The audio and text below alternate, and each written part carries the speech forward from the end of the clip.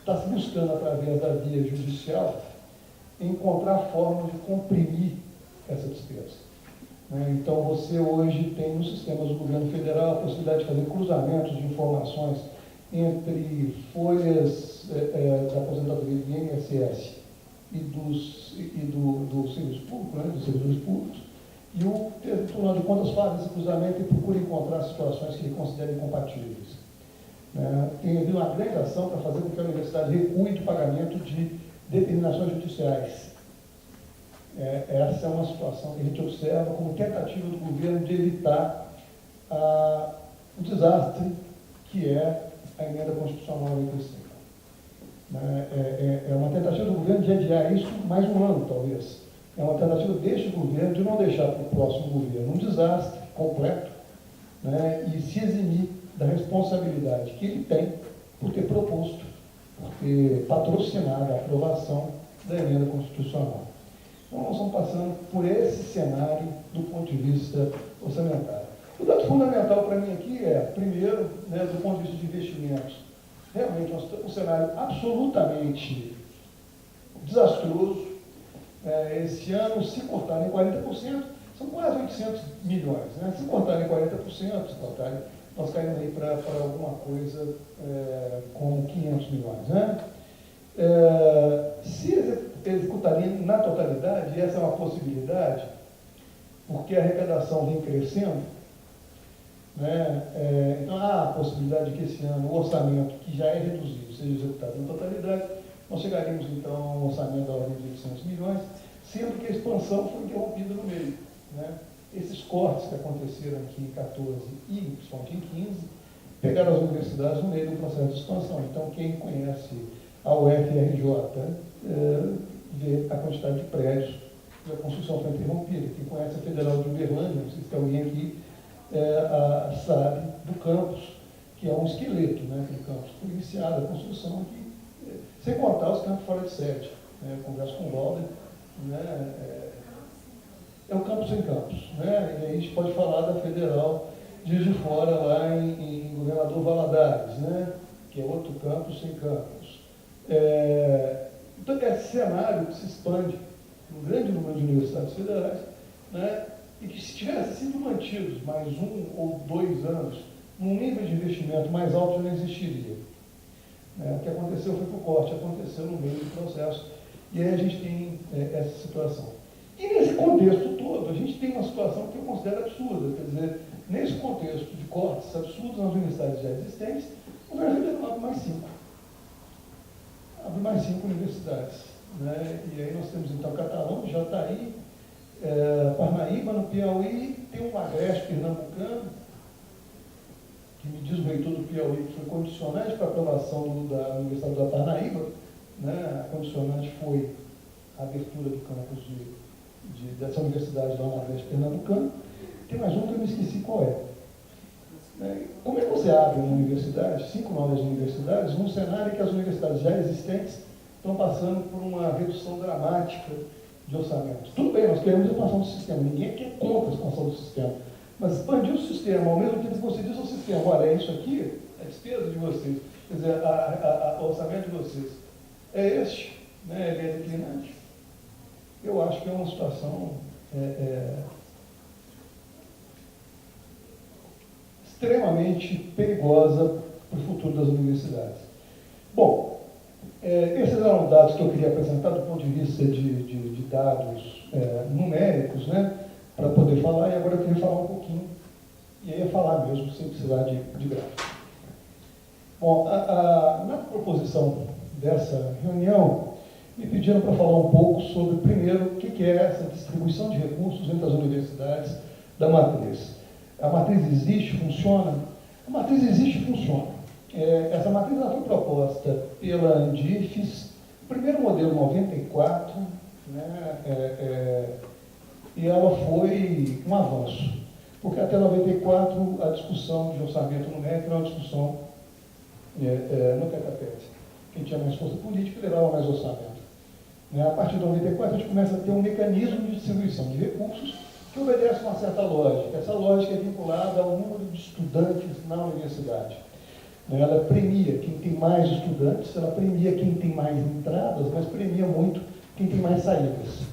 Então, se você tem um curso, né, que admite 40 alunos e forma zero, você tem uma remuneração.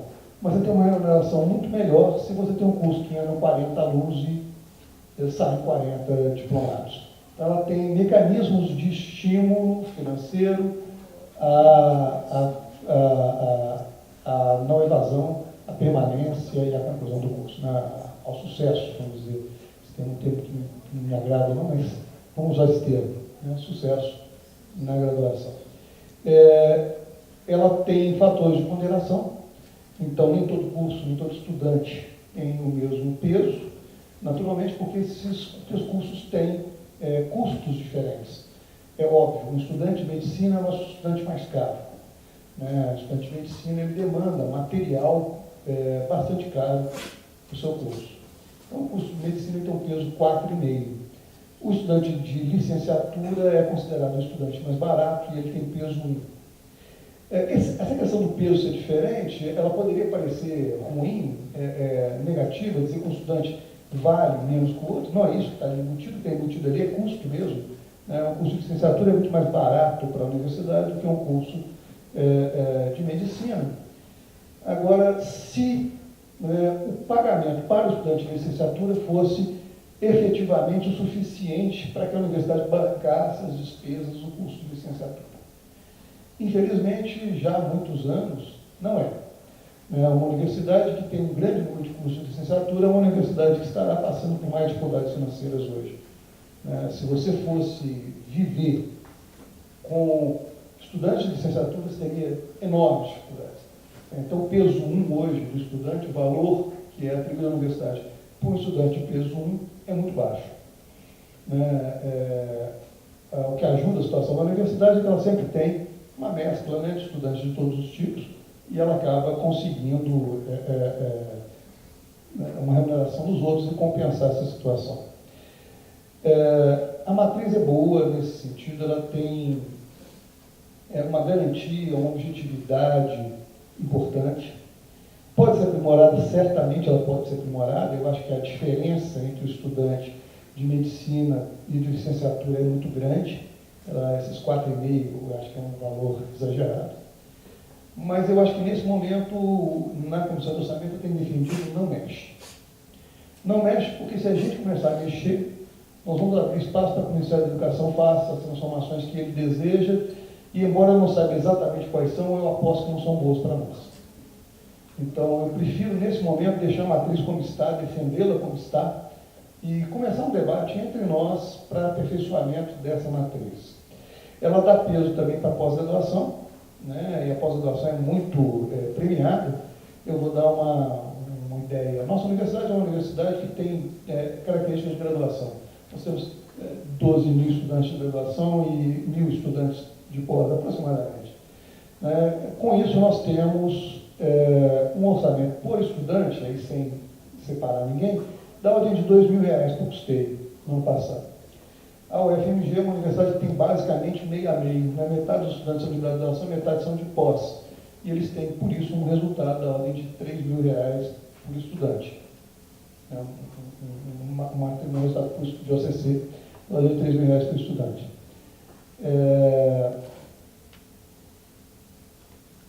Tem uma certa razoabilidade nisso, estudante de pós-graduação é estudante caro, né? A manutenção da pós-graduação é cara. E eu acho que, desse ponto de vista, eu quero dizer assim, do ponto de vista do que existe na matriz hoje, ela tem muitos méritos. Na matriz não entram outros aspectos, entram alunos. Né? Existe uma parcela que é quantitativa, exclusivamente existe uma parcela qualitativa. Hoje em dia, a aparição está em 90 e 10, quer dizer, 90% são critérios quantitativos, 10% qualitativos. Né? As grandes universidades sempre lutam para ampliar a parcela qualitativa e nós que passamos por uma expansão recente muito maior que a deles, defendemos que isso deve ser feito ao longo do tempo. Né? Querer que um curso que tem 10 anos de idade dispute de igual para igual com um curso que tem 50 anos de idade não é tratar desigualmente, é tratar igualmente os desiguais. Né? E isso não é correto. Né? Então é um debate que a gente sempre mantém com as grandes universidades. não ponderam na matriz nem pesquisa, nem extensão. E, honestamente, neste momento, eu não acho que se deva entrar com outro critério na matriz. É um momento de estagnação, redução dos valores distribuídos. Introduzir novos elementos, eu tenho receio de que não seja uma coisa, neste momento, aconselhável. A pesquisa tem seu financiamento próprio. Né? A pesquisa tem financiamento vinculado à pós-graduação, né, através do PROAP, né? Ela tem financiamento através dos recursos que os nossos pesquisadores buscam nas agências de fomento, na FAPEMIG, na FAPESP, na FAPERJ, no CNPq, e ela tem a possibilidade dos arranjos com o setor privado, né, que por vezes tem interesse em financiar projetos de pesquisa. Então a pesquisa tem seus próprios recursos. A extensão é que a gente encontra hoje uma situação extremamente complexa.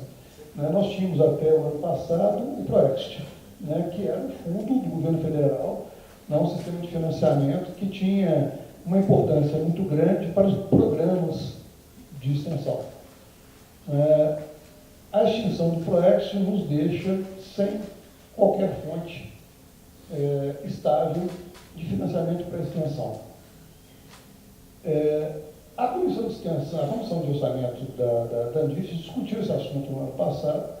Nós recebemos o pessoal do ForProEx para discutir a possibilidade de integração de uma parcela da análise de extensão na matriz.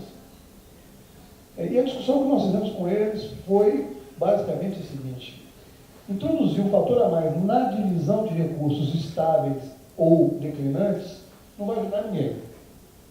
Vai criar debate, vai criar celeuma, porque são novos fatores a serem ponderados e as pessoas que forem prejudicadas, as universidades que forem prejudicadas na partição, vão questionar a introdução desse novo critério. O que nós achamos é que, e pelo menos não foi uma decisão votada, era o caminho que a discussão levava, é que nós precisamos realmente de um fundo dedicado ao financiamento da extensão. Nós precisamos de outros recursos dedicados à extensão. Não dá para a extensão entrar no recurso que é usado para pagar vigilância, limpeza, transporte. Não dá. Energia elétrica, telefone, porque aquilo ali não paga tudo isso. Então, entrar a extensão na matriz que paga essas coisas, não ajuda. Nós precisamos encontrar um fundo de financiamento da extensão. Recursos à parte, dedicados exclusivamente à extensão, e aí, inclusive, com uma grande vantagem, que é a garantia de que o recurso desse fundo seja gasto em extensão. Porque introduzir a extensão na matriz, dividir aquilo ali, não quer dizer nada. No final das contas, o reitor ainda vai ser obrigado a pagar água, luz, telefone, não é? E esse dinheiro pode efetivamente não cair na extensão. Então, quando eu digo a matriz usa ensino, a matriz usa ensino para dividir. Depois que o recurso chega na universidade, ele é gasto para manter a universidade como um todo, inclusive para pagar bolsas de extensão. O recurso que as federais usam para o pagamento de bolsas de extensão é recurso acessível. Então, a sensação que eu tenho e a sensação que eu percebo entre os meus colegas lá da Comissão de Orçamento da Andif é de que introduzir novos fatores na matriz não é o caminho. O caminho é a batalha pela recuperação de um fundo próprio para financiamento da extensão. Esse sim é o caminho que nós temos que seguir. Então, esse é um aspecto que eu gostaria de deixar. Nós temos alguns desafios novos. Né? Nós temos a previsão da introdução obrigatória da extensão nos nossos cursos de graduação. Né? É aquela coisa boa que, na hora ruim, acaba virando, né, um grande problema. Né? É preciso arrumar financiamento para isso. Né? Não adianta falar, vamos ter extensão agora nos cursos de graduação como atividade obrigatória e não vamos arrumar dinheiro para poder fazer essa atividade de extensão.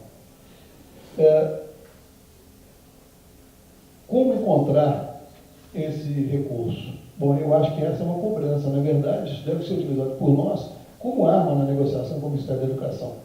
Afinal, se há obrigatoriedade imposta pelo governo federal da introdução da extensão nos cursos de graduação, tem que haver correspondente financiamento. Então, talvez esse problema seja para nós muito melhor utilizado como arma, como argumento para o debate com o governo federal. Agora, tudo que nós estamos dizendo, gente, para mim, passa por um aspecto fundamental. Ou nós revertemos a emenda constitucional 95, ou o nosso debate vai cair no Brasil. Ou nós fazemos com que esse país volte a ver o gasto público não como uma punição, mas como um investimento necessário na igualdade social, ou tudo que nós estamos fazendo não vai a lugar nenhum. Eu não estou aqui esperando a volta dos tempos áureos. Toda a escola de pesquisa eu fico assim, por que eu fiz reitor agora? Mas não precisamos imaginar, a gente vai voltar em breve a ter 3,5 bilhões para investimento. Mas a gente não pode admitir que se faça uma redução desse montante. Quer dizer, eu acho que a questão fundamental para nós é trabalhar para a reforma da emenda constitucional 95 e revogar a emenda constitucional 95, reduzida pelo menos a sua abrangência. Aí nós podemos discutir um fundo para a extensão, usando como argumento a necessidade da extensão dentro da universidade, tendo em vista a obrigatoriedade dos cursos de graduação. Então, esse é o caminho que eu vejo para a nossa luta nos próximos anos. Honestamente, não estou otimista com relação a esse ano. Uma redução prevista de 25% no gasto discricionário. E o gasto discricionário do governo federal está concentrado em 2 ministérios, saúde e educação. Exatamente os 2 ministérios que falam de coisas que não são caras a esse governo. Saúde e educação. Ano que vem vai ser um ano bravo, vai ser um ano difícil. Por outro lado, tem a questão política. O presidente que foi eleito em outubro não está sendo eleito, ou não estará sendo eleito, para ser gestor de massa falida. Qualquer um que seja o gestor eleito, ele vai ter demandas da sociedade que terão sido apresentadas a ele, compromissos que ele terá feito com a sociedade. Então, o presidente eleito vai ter que trabalhar a reformulação, a revogação ou a atenuação da emenda constitucional 95. Bom, eu sou engenheiro mecânico e, ao contrário do meu colega, eu não me preparei para falar 1 hora, eu me preparei para falar o tempo que eu achava necessário e transmitir a mensagem que eu gostaria de transmitir. Então, a mensagem é essa: a nossa luta é a revogação da emenda constitucional 95 e, ao par e passo, a obtenção de um fundo dedicado à extensão, fundo esse com recursos destinados obrigatoriamente à extensão, que não entrem na luta intestina da universidade, que não possam ser utilizados para pagamento de conta de água, luz e telefone, mas que sejam dedicados à extensão. E eu defendo a autonomia universitária. Portanto, eu defendo que nós tenhamos um fundo que seja dedicado à universidade e distribuído internamente à universidade os seus programas e projetos que ela mesma selecione. Não acho que nós devamos ter o financiamento da extensão condicionado apenas à aprovação de projetos pelo governo federal. É isso, gente. Muito obrigado.